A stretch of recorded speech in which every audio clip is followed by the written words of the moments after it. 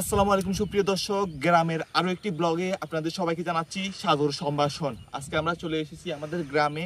আশেপাশে দেখতে পাচ্ছেন এটা হচ্ছে ভুট্টা ক্ষেত।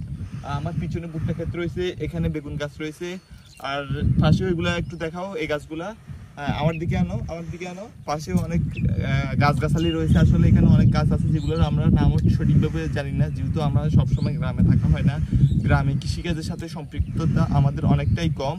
আর আশেপাশে একটু আমরা যদি এদিকে দেখাই, এখানে ধানের চারা রোপণ করা হচ্ছে। এই যে এখানে চারা রোপণ করা হচ্ছে, আমার দিকে নিয়ে আসো।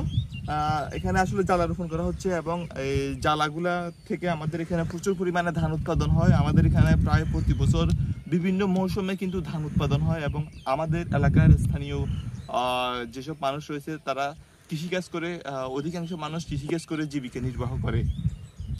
আর গ্রামের যে প্রকৃতি, যে পরিবেশ, সেটা একজন মানুষকে সুস্থ রাখার জন্য অনেকাংশে দায়ী বলতে হচ্ছে বিষয়টা এখানকার যে গ্রামীণ আবহাওয়া, গ্রামীণ পরিবেশ, এই পরিবেশে আপনি যদি আসেন আপনার মনোমুগ্ধকর, মানে আপনি একদম প্রকৃতিতে হারিয়ে যাবেন। যে বিষয়টা হচ্ছে, আসলে মূল বিষয়টা হচ্ছে, আপনি যখন গ্রামের এরকম প্রকৃতিতে যাবেন আপনার মন মানসিকতা সম্পূর্ণরূপে অন্যরকম হয়ে যাবে।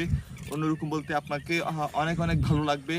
তো আপনারা যারা শহরে বসবাস করেন অথবা যারা গ্রামে বসবাস করেন, আপনারা আপনার গ্রামে আশেপাশে কোথায় ধান চাষের মাঠ আছে, কোথায় পাট ক্ষেত হয়, কোথায় ভুট্টা ক্ষেত হয়, আপনারা ওই মাঠগুলোতে যাবেন। কারণ ওই মাঠগুলো সাধারণত ছোট কোনো জমিন হয় না, ওগুলো হয় বড় বড় মাঠে, বড় বড় জমিনে হয়। সো আপনারা বড় বড় মাঠে গেলে বিশাল বিশাল মাঠ যখন দেখবেন, তখন আপনাদের চোখের একটা ভালো লাগা কাজ করবে, শারীরিক ভালো লাগা। আর প্রকৃতির যে বাতাস, সেটা আপনাকে উৎফুল্ল রাখবে।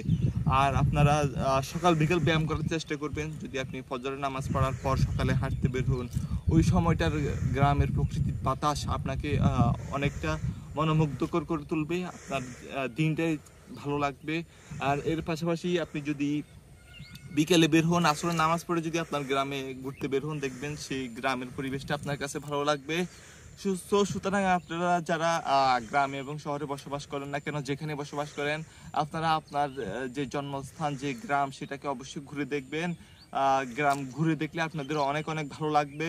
যারা আমাদের চ্যানেলটি নতুন দেখছেন, এখনো সাবস্ক্রাইব করেন না, আমাদের চ্যানেলটা সাবস্ক্রাইব করে দিবেন। ভিডিওটি ভালো লাগলে লাইক দিবেন, কমেন্ট করবেন, আমাদেরকে বেশি বেশি ভালোবাসা দিবেন। সবাই ভালো থাকবেন, সুস্থ থাকবেন। আল্লাহ হাফেজ।